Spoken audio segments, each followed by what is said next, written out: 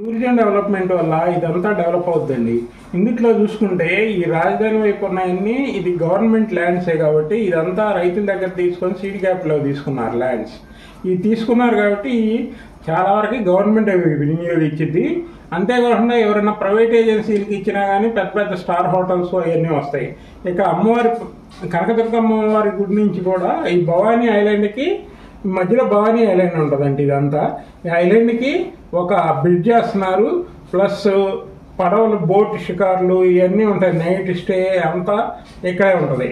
Develop వైపు యువతల ఇది నార్త్ వైపు కూడా కృష్ణానదికి నార్త్ ఈ ఒడ్డున కూడా టూరిజం డెవలప్మెంట్ బాగా డెవలప్ అయింది.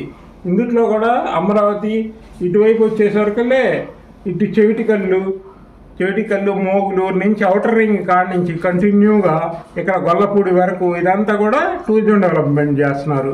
మధ్యలో ఇక్కడ వైకుంఠపురం దాములూరు దగ్గర ఈ రాజధానికి సంబంధించి వైకుంఠపురం దాములూరు దగ్గర ఒక రిజర్వాయర్ కడుతున్నారు. ఇది రిజర్వాయర్ కమ్ బ్రిడ్జ్ అనమాట.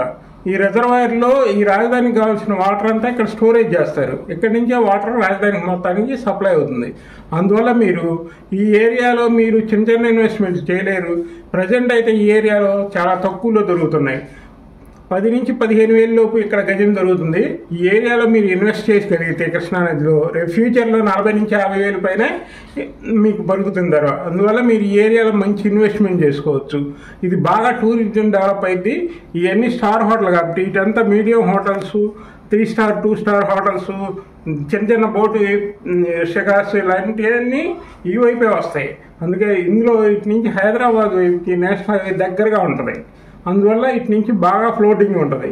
ఫ్యూచర్లో మంచి డెవలప్మెంట్ ఉంటుంది కాబట్టి ఈ ఏరియాలో ఇన్వెస్ట్ చేయండి.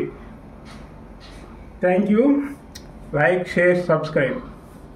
మా ఛానల్ని లైక్, షేర్, సబ్స్క్రైబ్ చేసుకోండి. ఇలాంటి మరిన్ని వీడియోస్ చేస్తాము. Thank you.